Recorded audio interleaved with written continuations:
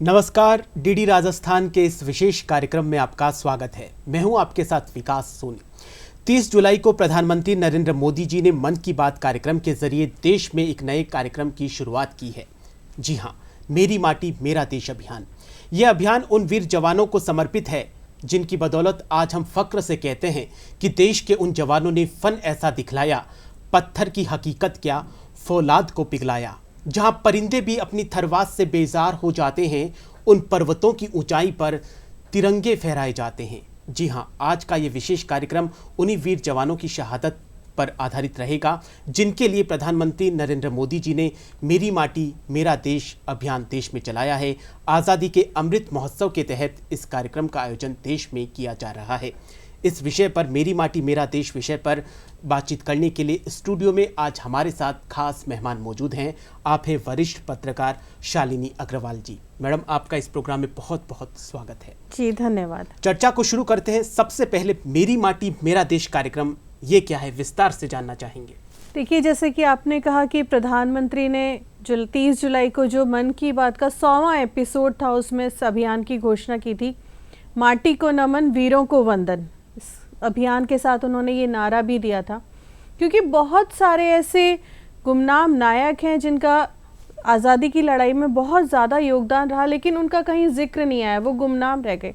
तो प्रधानमंत्री की कोशिश है कि उन वीरों को नमन किया जाए, उनको वंदन किया जाए और हम उनकी शहादत को एक बार फिर से याद रखें। और दूसरी बात है कि मिट्टी एक ऐसी चीज़ है कि हम पैदा मिट्टी से हुए और हमें मिट्टी में ही मिल जाना है, तो मिट्टी से हर किसी का जुड़ाव भी रहता है। जुड़ा हुआ। जी बिल्कुल। तो मेरी माटी मेरा देश जो अभियान है वो इसी परिकल्पना के आधार पर है कि हम वीरों को तो नमन करें और उससे अपनी मिट्टी से जुड़ाव भी रखें। जो हमारे देश की मिट्टी है उसके प्रति हमारे भीतर एक गर्व का भाव हो। उन्होंने मिट्टी को ही चुना, ये पूरा प्रोग्राम क्या है? जी, मिट्टी को इसलिए चुना, जैसे अभी हमने जिक्र किया कि मिट्टी को इसलिए चुना क्योंकि मिट्टी एक ऐसी चीज़ है कि जिससे कहते हैं ना कि आदमी पंच तत्वों में से एक है मिट्टी एक तरीके से, और आदमी मिट्टी से पैदा हुआ और मिट्टी में ही मिल जाता है। तो प्रधानमंत्री की मंशा है कि पूरे देश की जो मिट्टी है वो हम इकट्ठा करें और मेरी माटी मेरा देश के अभियान के माध्यम से, जैसे कि ये प्रोग्राम है वो 9 अगस्त जो भारत छोड़ो आंदोलन की शुरुआत जो वर्षगांठ है 9 अगस्त को हुई थी 1942 में, तो 9 अगस्त को बीते 9 अगस्त को ये प्रोग्राम शुरू हुआ था और 30 अगस्त तक ये चलेगा। लेकिन 9 अगस्त से 15 अगस्त तक विशेष इसमें कार्यक्रम होंगे जिसमें हर पंचायत समिति, हर गांव के हर खेत से मिट्टी इकट्ठी की जाएगी। ये मिट्टी फिर कलश के रूप में भर के, कुल मिला के इनका लक्ष्य है कि 7,500 गांव से जो हम मिट्टी इकट्ठा करें और उस मिट्टी को कलश के माध्यम से दिल्ली तक पहुंचाएं। और फिर एक बड़ा कार्यक्रम होगा 30 अगस्त को कर्तव्य पथ पर, जिसमें करीब 75,000 जो युवक हैं वो भाग लेंगे, युवा भाग लेंगे और एक अमृत कलश यात्रा भी उस दौरान निकाली जाएगी। असल में जिस खेत या जिस जगह से जहाँ मिट्टी निकाली जाएगी वहाँ पे शिल्प फलकम लगाए जाएंगे। जैसे कहते हैं फलक, जैसे कहते हैं ना कि हम फलक आसमान, तो उस शिल्प फलकम पर उन वीरों और वीरांगनाओं के नाम होंगे जिन्होंने देश की आज़ादी में योगदान दिया है। जी बिल्कुल। आप और क्या क्या इसके तहत और क्या क्या प्रोग्राम, क्या सिर्फ मिट्टी को ही इकट्ठा करके दिल्ली में स्मारक बनाया जाएगा या फिर ग्रामीण स्तर पे, ब्लॉक स्तर पे, जिला स्तर पे कुछ और भी प्रोग्राम किए जाएंगे? जी देखिए, इसमें कई ऐसा नहीं है कि केवल मिट्टी ही जो है वो ही इकट्ठी की जाएगी, कुछ और प्रोग्राम्स भी इसमें जोड़े गए हैं। जैसे इसमें पौधारोपण अभियान है, स्वच्छता अभियान है, बहुत जगह जगह सांस्कृतिक कार्यक्रम आयोजित किए जाएंगे, संगोष्ठियाँ और व्याख्यान होंगे। और यहाँ तक कि जो आप और हम जितने भी हमारे तमाम जो देश के नागरिक हैं वो भी इस अभियान से जुड़ सकते हैं सीधे। मेरी माटी मेरा देश वेबसाइट है, मेरी माटी मेरा देश अभियान.gov.in, वहाँ पे प्लेज ले सकते हैं। एक जो मिट्टी का दिया है अपने हाथ में रख के या एक पौधा हाथ में रख के प्लेज ले सकते हैं और उस अपनी जो सेल्फी है उसको अपलोड कर सकते हैं। इवन इफ उनको एक सर्टिफिकेट भी इसके लिए दिया जाएगा। बिल्कुल। हर बार प्रधानमंत्री जी 15 अगस्त के दिन स्वतंत्रता दिवस के अवसर पर देश में किसी न किसी नए अभियान की शुरुआत करते हैं। इस बार ये मेरी माटी मेरा देश अभियान शुरू किया। आपको क्या लगता है कितना कुछ प्रभाव पूरे देश में पड़ेगा? जी बहुत पड़ने वाला है, क्योंकि देखिए मिट्टी से हर कोई जुड़ा होता है और उनकी मंशा है कि हर गांव ढाणी खेत तक ये अभियान जाए। जब एक किसान के एक किसान के जो खेत की मिट्टी है वो अगर इकट्ठा की जाती है तो उसको लगता है कि मैं जुड़ा हूँ इससे, मेरे खेत की मिट्टी, मेरी ज़मीन की मिट्टी इस अमृत कलश जो यात्रा है उसमें जाएगी, जो स्मारक बनेगा उसमें भी मेरे खेत की मिट्टी होगी और सीधे सीधे उसका जुड़ाव होगा। और ये जुड़ाव न केवल उसके अंदर एक गर्व की अनुभूति महसूस करवाएगा बल्कि उसको अपनी देश से भी जुड़ाव महसूस करेगा और एक तरीके से वो उन शहीदों को भी इस बहाने श्रद्धांजलि देगा जिसकी बदौलत आज हम जिन तमाम जो गुमनाम शहीदों की बदौलत, उनकी कुर्बानी की बदौलत हम आज़ादी की हवा में सांस ले रहे हैं। प्रधानमंत्री नरेंद्र मोदी जी ने पंच प्रण का भी जिक्र किया है आज़ादी के अमृत महोत्सव के तहत। ये पंच प्रण क्या है? जी, ये पंच प्रण एक तरीके से जैसे कहते हैं ना शपथ है, एक तरीके से प्लेज है। इसमें हमें 5 प्लेज लेनी है जो हमें गुलामों की जो हमारी मानसिकता है उससे हमें दूर रख सके और अपने देश के प्रति गर्व का भाव हमारे भीतर ला सके। तो उसमें ये एक जो है 5 की हम एक पहली प्लेज ये है कि हम सबको मिलकर भारत को विकसित बनाना है, क्योंकि हमारा देश हमारा देश आज भी आज़ादी के जो 75 साल बाद भी कहीं ना कहीं विकासशील देशों की श्रेणी में गिना जा रहा है। तो हमें अपने देश को विकसित देश बनाना है, ये हमें प्लेज लेनी है। दूसरी प्लेज लेनी है कि हमारे मन में जो गुलामी की मानसिकता बसी हुई है उसको जड़ से बाहर निकाल के हमें फेंकना है। और तीसरी बात है कि हमें हमारे देश की एकता के लिए और एकजुटता के लिए कर्तव्यबद्ध होना है, क्योंकि जिस तरह का माहौल चलता है कभी देश में बहुत सारे ऐसा लगता है कि पता नहीं ऐसा कुछ ध्रुवीकरण हो जाता है, बहुत सारी चीजें हो जाती है, अप्रिय घटनाएं होती हैं एकता और अखंडता को। बिल्कुल। तो हमें अपनी देश की एकता को बनाए रखना है, एकजुट होकर रहना है। इस चीज़ की भी प्लेज हमें लेनी है। तीसरी प्लेज हमें लेनी है कि जो आज़ादी का, चूँकि अभी हम 75वीं वर्षगांठ बना के चुके हैं और 2047 में हमें आज़ाद हुए पूरे 100 साल हो जाएंगे, तब तक हमारा देश है वो विकसित देश बन सके। उस सपने को जो प्रधानमंत्री जी ने जो सपना देखा है उस सपने को हमें साकार करना है, तो इसमें हर नागरिक का योगदान होना चाहिए। जो 5वीं प्लेज ये है कि चूँकि हमारे देश की जो सांस्कृतिक विरासत है, कल्चरल हेरिटेज है, वो बहुत समृद्ध रही है, तो वो हमें अपनी जो कल्चरल हेरिटेज है या सांस्कृतिक विरासत है उस पर गर्व महसूस करना है और यही हमारी आखिरी 5वीं प्लेज है। आपने जैसा अभी जिक्र किया कि 2047 में अपने देश के 100 साल पूरे होने वाले आज़ादी को, इसको लेकर भी प्रधानमंत्री जी ने विज़न 2047 का एक विज़न रखा है, ये क्या है, ये समझना चाहेंगे आपसे। देखिए 2047 का विजन यही है कि हमने जो हमारा देश अभी तक जो विकासशील देशों की श्रेणी में आता रहा है वो पहले विकसित बने। हमारी जीडीपी है वो पूरे देश, जो पूरे वर्ल्ड है उनकी टॉप 5 जीडीपीज़ में से एक हो। इकोनॉमिकली हम बहुत पावरफुल हो जाएं और हमारा जो एक तरीके से सैन्य सुरक्षा है वो मजबूत हो। तीसरी बात ये रहेगी कि जो गरीबी हटाओ और ये जो सब नारे हैं, तो प्रधानमंत्री जी का सपना है कि तब तक वो हर आदमी को, हर व्यक्ति को गरीबी की रेखा से बाहर ला सके। आयुष्मान भारत उन्होंने स्कीम शुरू की है, तो हर व्यक्ति देश का है वो स्वस्थ हो, उसको मेडिकल फैसिलिटीज़ मिले और सबसे बड़ी बात है कि हमारा देश हर जो क्षेत्र है उसमें आगे रहे। आज़ादी के 75 साल हो गए, हम अमृत महोत्सव मना रहे हैं। अगले जो 25 साल हमारे लिए जो बचे हैं वो कितने कुछ महत्वपूर्ण रहेंगे, क्योंकि इनमें हमने विज़न बना दिया है, लेकिन अगले 25 सालों में हमें तमाम वो लक्ष्य प्राप्त करने। जी बिल्कुल, देखिए 75 साल में हमने भरपाई की है जो अंग्रेज़ों ने जो विरासत कोशिश करते जा रहे हैं। जी, हमने जो अंग्रेज़ों ने विरासत छोड़ी थी हमारे लिए, जो हमारे देश को जितना लूटा खसोटा था, तो हम बहुत कुछ इन 75 साल में हमने अभी देखिए, हमने इसरो ने चंद्रयान जो अभियान है वो 3 लॉन्च किया है। इतना सस्ता अभियान है जो कि और भारत को ऐसे 4 मुल्कों की श्रेणी में लाके खड़ा करने वाला है। और देश भी इसरो की सहायता से अपने रॉकेट वहां पर। जी बिल्कुल, और देश देखिए बहुत सारे, सऊदी अरेबिया है, बहुत सारे देश हैं छोटे छोटे जो अपने उपग्रह इनके माध्यम बिल्कुल सैटेलाइट इसरो की मदद से लॉन्च कर रहे हैं। तो बहुत सारे अभियान है, स्पेस मिशन है, बहुत आगे बढ़े हैं हम, लेकिन अभी एक लंबा सफ़र हमें तय करना है।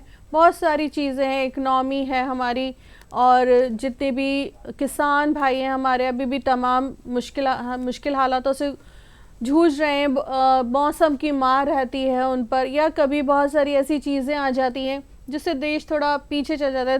3 युद्ध हमने झेले आज़ादी के बाद, 2 पाकिस्तान से और एक चीन से, और उसके बाद कारगिल की छोटी एक वॉर भी झेली। तो जब एक वॉर होती है तो देश को बहुत पीछे ले जाती है इकोनॉमी, क्योंकि बहुत सारा पैसा लगता है उसमें। तो मतलब आज़ादी के 75 साल में हम 4 युद्ध भी झेल चुके हैं, उसके बावजूद हम लगातार आगे बढ़ रहे हैं। तो एक बहुत अभी काफी, जैसे 75 साल है तो इसका मतलब 75% सफर पूरा हो गया, वो 25% बाकी, 25% अभी बाकी। देश में, हमारे देश के कई ऐसे स्वतंत्रता सेनानी हैं जो गुमनामी की जिंदगी जी रहे हैं। आपको क्या लगता है, मेरी माटी मेरा देश जो ये प्रोग्राम है, या इस तरह के कई प्रोग्राम स्वतंत्रता सेनानियों की शहादत के लिए चलाए जा रहे हैं, तो वो जो गुमनामी की जिंदगी जी रहे हैं उनको भी एक अस्तित्व मिलेगा? जी बिल्कुल, क्योंकि देखिए बहुत सारे ऐसे हमारे शहीद हैं जिनके बारे में हमें पता ही नहीं है कि इन्होंने आज़ादी की लड़ाई में कितना बड़ा योगदान दिया था, क्योंकि उनका जो जिक्र है वो इतिहास की किताबों में नहीं आ पाया। वो उन बहुत सारे ऐसे परिवार हैं जो उन वीर और वीरांगनाओं के परिवार हैं जुड़े हुए हैं देश से, तो वो भी कहीं ना कहीं आगे आएंगे और शायद अपनी कहानियां हमें बताएं, और उनको भी इतिहास, जो नया इतिहास जो गढ़ा जाएगा उसमें जिक्र में उनका जिक्र होगा, ताकि हमारी जो हम नहीं जान पाए लेकिन हमारी जो आने वाली पीढ़ी है वो जान पाएगी कि इन शहीदों का भी योगदान रहा है। तो निश्चित रूप से एक बहुत सार्थक और बहुत सराहनीय पहल है। अभी हाल ही में प्रधानमंत्री मोदी जी ने सुभाष चंद्र बोस जी के ड्राइवर से मुलाकात की, काफ़ी वयोवृद्ध है, तो मतलब ऐसे भी कई शख्सियत निकल के आ रही है जिन्होंने उस स्वतंत्रता, देश की स्वतंत्रता में अपनी बहुत बड़ी भूमिका निभाई थी। देखिए, जैसे सुभाष चंद्र बोस की बात करें तो उनका एक होलोग्राम भी इंडिया गेट पर उन्होंने बनाया गया और उन्होंने उसका उद्घाटन भी किया था। तो सुभाष चंद्र बोस का जो योगदान है ये थोड़ा विवादित की इसलिए रहा है क्योंकि बहुत सारे लोगों का ये कहना है कि उन्होंने जितना आज़ादी की लड़ाई में योगदान दिया उस सिला नहीं मिला। देश में उनके नाम से स्मारक भी बनाया गया। जब कोई दिल्ली पहुंचता है, दिल्ली जैसा हमारी रीढ़ की हड्डी है, तो जब हम शहीद स्मारक पे जाते हैं और जो ये स्मारक बनाया जाएगा, तो जब वहाँ पे जाते हैं तो किस तरीके से देश के जो नागरिक है वो अपने आप को गौरवान्वित महसूस करेंगे। बिल्कुल, ये एक तरीके से कहना चाहिए कि उनके लिए एक बहुत ही रोमांचक क्षण होता है, रोंगटे खड़े हो जाते हैं कि इन्होंने ही हमारे लिए, क्योंकि हम जिस खुली हवा में सांस ले रहे हैं, अपनी मर्जी से जी रहे हैं। आप ये देखिए कि आज बहुत आसान लगता है ना हमें कि हम सड़क पे जा रहे हैं, आराम से कहीं भी ड्राइव कर रहे हैं, कहीं भी खा रहे हैं, बैठ रहे हैं, किसी भी ऑफिस में जा रहे हैं, लेकिन एक थोड़ी सी कल्पना कीजिए कि आपको जंजीरों में बांध दिया गया, आपको तमाम बेड़ियां, आप यहाँ नहीं जा सकते, वहाँ नहीं जा सकते, उससे नहीं मिल सकते। बहुत छोटी सी चीज़ लगती है ये कहने को कि आप आसानी से चले गए, लेकिन वो आसानी से आप यहाँ से गए ना, किसी 10 किलोमीटर भी, वो कितनी आसानी से गए, उसके पीछे एक बहुत बड़ी संघर्ष, एक बहुत बड़ी कुर्बानी है। बिल्कुल, उन कुर्बानियों को याद रखना जरूरी है। बिल्कुल, देश में अमर जवान ज्योति तो है ही है। इस मेरी माटी मेरा देश अभियान के तहत ऐसा भी कहा जा रहा है कि हर गांव में एक स्मारक बनाया जाएगा और उस गांव के जो भी शहीद है उनको, मतलब उस नाम पट्टिका में उनका नाम दर्ज होगा। जी, इसका नाम शिल्प फलकम होगा और इस पट्टिका में वो जो वीर और वीरांगनाएं हैं उनका नाम दर्ज किया जाएगा। तो स्वाभाविक रूप से जो एक गांव है उसको भी, जब वो ये देखेगा कि हमारे इस जगह के इतने लोगों ने इतनी कुर्बानी दी है और उनका नाम शिल्प फलकम पर है, तो उनके भीतर कहीं ना कहीं ये भावना ज़रूर आएगी कि हम भी अपने देश के लिए कुछ करें, जो हमारे बच्चे हैं, हमारी नई पीढ़ी है, उसको आगे बढ़ने के लिए प्रोत्साहित करें कि वो भी देश के लिए ऐसा ही कुछ करें। सेना में भर्ती होने के लिए आजकल इतना रुझान नहीं है, क्या आपको लगता है कि सेना में वापस एक रुझान बढ़ेगा इससे कि मैं भी एक सैनिक बनूं? देखिए, सेना में भर्ती होने का आपने कहा रुझान नहीं, इससे थोड़ा मैं वाकिफ नहीं रखती, क्योंकि प्रधानमंत्री जी ने जो अग्निवीर स्कीम शुरू की है और उसका जो रिस्पांस है वो बहुत ही अच्छा है। बड़ी संख्या में जो युवा हैं जो अपनी कॉलेज में ऐसे ही टाइम वेस्ट कर देते थे, वो जो 4 साल हैं, 17 से 21 साल जो 4 साल हैं, वो देश की सेवा में लगाएंगे और कुछ उनको कुछ मिलेगा भी, जो एक तरीके से जिस पे वो परिवार पर निर्भर रहते थे, लेकिन अब परिवार को वो कुछ लौटाएंगे। और उसमें से भी बहुत सारे बच्चे हैं जिनको सेना परमानेंट कमीशन भी देगी। तो अग्निवीर स्कीम के बाद सेना के प्रति रुझान बढ़ा है और लड़कियां बहुत आगे आ रही हैं। अमूमन युवा जो हैं वो अलग सरकारी नौकरी के लिए देखते थे, लेकिन जी अग्निवीर योजना आने के बाद में उनका रुझान इस तरफ बिल्कुल, क्योंकि जो अग्निवीर जो निकलेंगे उनको भी प्रधानमंत्री ने जिन्हें जो पब्लिक सेक्टर कंपनीज हैं या दूसरी कंपनी है उनमें उनको रिजर्वेशन या जिसे कहें कि उनको ज़्यादा मार्किंग का प्रावधान रखा है कि इनको वरीयता दी जाएगी। तो इस तरह से उनका जो भविष्य है वो काफ़ी सुरक्षित उनको नज़र आ रहा है, तो नेचुरली रुझान काफ़ी बड़ा है। आपने अभी जिक्र किया अपने पाठ्यक्रम जो चल रहे हैं, आपको क्या लगता है कि अपने जो पाठ्यक्रम है उनमें भी शहीदों को उतनी जगह मिल रही है, उनकी कहानियों को? जी बिल्कुल, अभी तक ये रहा है कि हमने मुगलों को और दूसरे जो अन्य शासक थे, ईस्ट इंडिया कंपनी जिन्होंने हमारे देश के आक्रांता थे, जिन्होंने हमारे देश को बर्बाद किया, हमने उनको जगह दे रखी थी। लेकिन अब धीरे धीरे पाठ्यक्रम में कुछ बदलाव हो रहे हैं और जो चीज़ें हैं सही हैं, मतलब जो सही चीज़ें हैं जिस पे हमें वाकई गर्व होना चाहिए। आक्रांताओं की हिस्ट्री हम पढ़ें लेकिन उनको हीरो ना बनाएं।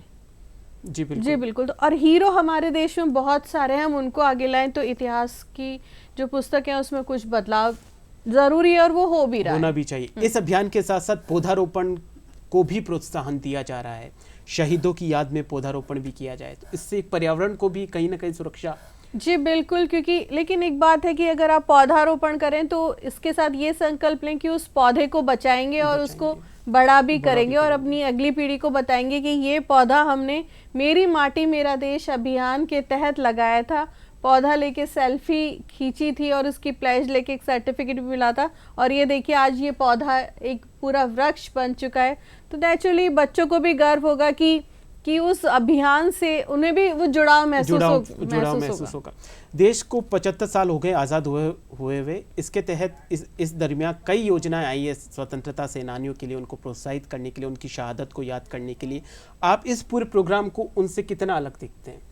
जी देखिए, ये प्रोग्राम ठीक है कि स्वतंत्रता सेनानियों की याद में है, उन गुमनाम शहीदों की याद में है, लेकिन ये एक तरीके से देश के हर नागरिक का अभियान है। ये ऐसा अभियान है कि जिसको किसी खंडों में नहीं बांटा गया है। देश का, हमारे देश की जो 130 करोड़ की आबादी है वो 130 करोड़ लोगों का अभियान है।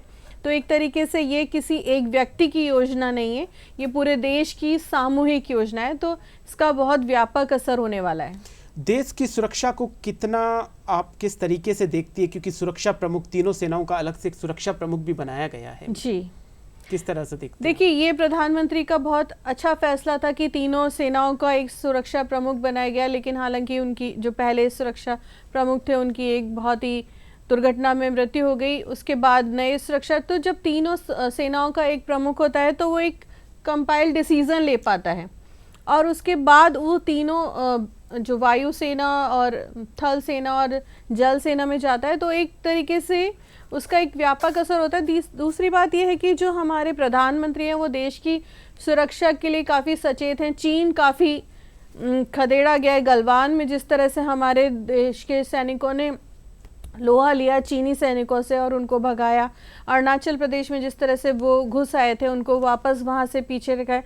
अब कश्मीर में देखिए, कश्मीर में जो आतंकवादी जो जिस तरह से पत्थरबाजी की घटनाओं को फंड करते थे वो सारी खत्म हो चुकी हैं। तो कहीं ना कहीं हमारे देश की जो सेना है उसको मजबूती मिली है और कश्मीर में तो अब सेना हटाई जा रही है। तो इससे बड़ा सबूत क्या होगा कि हमारा देश मजबूत सुदृढ़ हो रहा है, सक्षम। पूरे विश्व में भारत की जो छवि बनी है सेना की दृष्टि से, हम अपना जीडीपी जो मतलब सुरक्षा की दृष्टि से खर्च कर रहे हैं उसमें चौथे या 5वें स्थान पर है। जी बिल्कुल, लेकिन जब पड़ोस में समय था जब हम सुरक्षा की दृष्टि से जितना भी खर्च है उसको पीछे की पंक्ति में रखते थे, लेकिन अब वही सुरक्षा अग्रिम पंक्ति में। बिल्कुल, और इसका असर भी देखने को मिला है। लेकिन अगर चीन और पाकिस्तान जैसे पड़ोसी होते हैं तो थोड़ी सुरक्षा पे खर्च करना बढ़ानी पड़ती है, थोड़ा जायज़ है वो बढ़ाना, लेकिन उसका असर अब देखने को मिला है। हमारे देश में देखिए सेना कितनी मजबूत हुई है। राफेल हमने मंगाए, फ्रांस से हमने इंपोर्ट किए, उसके बाद से हमारी जो वायुसेना है बहुत सशक्त हुई है और उसके कुछ 2-3 खेप आ चुकी हैं और बाकी भी आएंगी। तो इस तरह से जो प्रधानमंत्री हैं वो काफ़ी, इवन इफ वो अपना हर त्योहार सेलिब्रेट करने वो सियाचिन जाते हैं या कि बिल्कुल कहीं बॉर्डर पे किसी रिमोट एरिया में जाते हैं, तो इससे निश्चित रूप से जो सैनिक है उनका एक उत्साहवर्धन होता है कि जो प्रधानमंत्री हैं वो दिवाली, होली या दूसरे त्योहार हैं वो हमारे बीच में सेलिब्रेट करने आए। तो उनका जो मॉरल जो अप होता है वो उनको सरहद पर लड़ने के लिए बहुत मोटिवेट करता है। एक समय था जब हमारे यहाँ हाईवे नहीं होते थे, फिर हाईवे बनना स्टार्ट हुए और अगर कहीं से फाइटर जेट को भी उतरना था तो उनके लिए अलग से रनवे बनाना पड़ता था। लेकिन अब हमारे देश के जो सामरिक लिहाज से महत्वपूर्ण है वहाँ पर हाईवे ही इस तरह के निर्माण किए गए हैं जहाँ पर आराम से फाइटर प्लेन उतारे जा सकते हैं। बिल्कुल सही बात है। उत्तर प्रदेश में इस तरह से हाईवे बनाए गए, राजस्थान में हुआ है, राजस्थान में भी बनाए गए जहाँ पर ये इस तरह के हाईवेज हैं जहाँ पर फाइटर जेट्स सीधे उतारे जा सकते हैं। तो एक ये बड़ी बात कही जाएगी हमारी जो सैन्य सुरक्षा है उसके लिए। आपने जैसा अभी थोड़ी देर पहले जिक्र किया 7500 मिट्टी के अलग अलग दीपक में या मिट्टी के कलश में मिट्टी भरकर दिल्ली पहुंचाई जाएगी। अगर किसी को पहुंचानी हो, इस पूरे प्रोग्राम में हिस्सा लेना चाहता हो, तो उसके लिए क्या प्रोसेस रहेगा? देखिए, ये गांव खूब है देश में, लेकिन कैसे क्लेरिफाई होगा कि इस गांव से ये मिट्टी जाएगी? देखिए, इसका पूरा प्रोसेस यही है कि पहले तो गांव से मिट्टी इकट्ठा होगी, फिर वो ब्लॉक लेवल पे इकट्ठा होगी और ब्लॉक लेवल से जिला और जिले से सबकी थोड़ी, ऐसा नहीं है कि एक खेत से कलश लिया उसको पूरा, जो एक कलश भरा जाएगा उसमें आसपास के सारे गांवों की मिट्टी होगी, उससे एक नया कलश बनाया जाएगा जिसमें वो सारे कलशों की मिट्टी होगी। इस तरह से 7500 कलश तैयार किए जाएंगे कि जिसमें हर कलश की थोड़ी थोड़ी मिट्टी होगी। तो एक तरीके से पूरा जो देश है वो इसमें इस तरह से सम्मिलित हो पाएगा। इस पूरे प्रोग्राम के तहत गांवों में या जिला स्तर पे कहीं शहीद स्मारक बनाने का भी है? जी, शिल्प फलकम तो पट्टी का है, पट्टी का ही बनेगी और जितने भी गांव के या जिले के शहीद हैं उन सबका शहीद स्मारक बनाया जाएगा। बिल्कुल, इस तरह का प्रोग्राम अभी है कि स्मारक भी बनाए जाएंगे, लेकिन शिल्प पहले शुरुआत में इसकी जो शुरुआत होगी वो शिल्प फलकम से ही होगी, वो एक तरीके के स्मारक होगा। और 9 अगस्त से शुरू किया इसके पीछे? जी, 9 अगस्त तो भारत छोड़ो आंदोलन की वर्षगांठ है। ये तो हमारे भारत छोड़ो आंदोलन शुरू हुआ था 9 अगस्त 1942 को देश में, और उसके बाद से जो आज़ादी का आंदोलन है वो उसने एक बड़ी रफ्तार पकड़ी थी। तो 9 अगस्त से मुझे नहीं लगता कि एक बेहतर दिन हो सकता था। बचपन से ही काफ़ी उत्साहित रहते थे जब कभी सेना की जवानों को देखते थे, तो आपको क्या लगता है जिस तरीके से गाँव में, ज़िले में एक माहौल चेंज होगा, शहीदों के प्रति जो भावनाएँ मतलब उनकी शहादत पर नाज होगा, तो उसको देख के जो आने वाली जो पीढ़ी है उनको कितना फर्क पड़ेगा उनके? देखिए, वो जरूर मोटिवेट होगी, क्योंकि ऐसा नहीं है कि देश की सेवा केवल सेना में जाने से आप अपने स्तर पे ईमानदार रहें, अपने देश को साफ रखें, पौधारोपण करें, महिलाओं का सम्मान करें। तो अगर आप ये छोटे छोटे काम भी करते हैं तो एक तरीके से आप देश की सेवा कर रहे हैं। तो ये चीज़ें जब मिट्टी से जुड़ाव महसूस होता है, देश से जुड़ाव महसूस होता है, तब ऐसा लगता है कि हमें कुछ करना चाहिए। भले से आप सेना में ना हो, लेकिन आप अपने स्तर पे योगदान कर सकते हैं। आप अपने आसपास की महिलाओं का सम्मान करते हैं तो वो भी देश सेवा ही है। आप कूड़ा नहीं फैलाते, पॉलीथीन का उपयोग नहीं करते हैं, एक पौधा लगाते हैं, उसकी देखभाल करते हैं। आप ये सोचते हैं कि मैं प्लास्टिक के कप में चाय नहीं पीऊंगा, मैं मिट्टी के कुल्हड़ में चाय पीऊंगा, तो वो भी एक तरीके से देश की सेवा ही है। ये मत सोचिए कि बड़े काम से देश की सेवा होती है। छोटे छोटे काम से, अगर आप बिजली का बल्ब भी बुझा के रखते हैं अपने घर के अंदर, जरूरत ना पड़ने पर बुझाना है, लेकिन जरूरत तो वो भी देश की सेवा है, क्योंकि आप एनर्जी बचा रहे हैं। जी बिल्कुल। आप अगर भोजन झूठा नहीं छोड़ रहे हैं तो आप वो भी देश की सेवा है, क्योंकि आप किसानों के प्रति सम्मान जता रहे हैं, हमारे देश के अन्नदाता के प्रति सम्मान जता रहे हैं, जिसके खेत की मिट्टी उस अमृत कलश में जाएगी। मन, कर्म और वचन से तीनों तरह से सेवा निभाई जा सकती है। एक राजस्थान के महाविद्यालय, विश्वविद्यालय, पूरे देश में संविधान पार्क का निर्माण किया जा रहा है, इनको आप कितना सही मानते हैं? संविधान अभी हाल ही में राजस्थान में राज्यपाल भवन में संविधान पार्क का। जी बिल्कुल, संविधान पार्क, देखिए क्या होता है कि संविधान हमने पढ़ लिया बहुत बार, उसके कि हम भारत के नागरिक की वो पढ़ लेते हैं, लेकिन उसको हम भीतर से जान नहीं पाते, आत्मसात नहीं कर पाते। बिल्कुल। तो दूसरा कि हिस्ट्री की किताबों में आप एज ए स्टूडेंट तो पढ़ लेते हैं, लेकिन जब आप थ्योरी वाला पोर्शन तो पढ़ लेते हैं, बिल्कुल, पूरा और रट भी लेते हैं, और जब आप स्कूल कॉलेज से बाहर होते हैं तो उसको भूल जाते हैं। आज मैं और आप बताइए कि हम कितना संविधान पढ़ रहे हैं, लेकिन जब हम जाकर देखते हैं, रूबरू होते हैं, तो एक तस्वीर जो है वो हमारे ज़हन में ताज़ा हो जाती है या कहीं छप जाती है। तो जब हम इस तरह के संविधान पार्क में जाते हैं तो हमें याद आता है कि हमारे कर्तव्य क्या हैं, हमारे अधिकार क्या हैं, लेकिन हमारे कर्तव्य भी क्या हैं कि हमें क्या क्या करना है हमारे देश के लिए। तो संविधान पार्क से न केवल हम अपने इतिहास से रूबरू होते हैं, बल्कि उन कर्तव्यों और अधिकारों को याद करके देश को आगे बढ़ाने में भी कहीं ना कहीं योगदान दे सकते हैं। स्कूलों में भी जिस तरीके से प्रस्तावना और मौलिक कर्तव्य का रोजाना पाठ कराया जाएगा या हर शनिवार को भी प्रोग्राम बनाया गया इस तरीके से, तो इससे क्या लगता है? देखिए जब अगर आपको देश को समृद्ध बनाना है तो युवाओं से नहीं, शुरुआत छोटे बच्चों से जड़ों से ही करनी होती है, क्योंकि अगर जड़ अच्छी होगी तो जो पौधा है वो अपने आप ही बहुत भरपूर होगा। अगर हम उसको सही तरीके से सींचेंगे, जड़ अगर हमने सूखी छोड़ दी तो निश्चित रूप से कितना भी बड़ा पेड़ हो वो एक न एक दिन सूख जाता है। तो अगर हम जड़ों को मजबूत करेंगे, यानी कि हमारी जो बच्चे हैं उनको सुसंस्कारित करेंगे, तो उसका फर्क परिवार पे पड़ेगा, परिवार का समाज पे पड़ेगा, समाज का राष्ट्र पे पड़ेगा। और निश्चित रूप से जो हमारे देश में तमाम समस्याएं चलती हैं, महिलाओं के प्रति जो अपराध हो रहे हैं, या हमें एक स्वच्छता अभियान बनाना पड़ा। अगर हम शायद बच्चों को शुरू से ये सिखा सकें कि कूड़ा नहीं फेंकना है गली के अंदर या कचरा नहीं डालना है, तो इस तरह के शायद अभियानों की जरूरत नहीं हो पाती।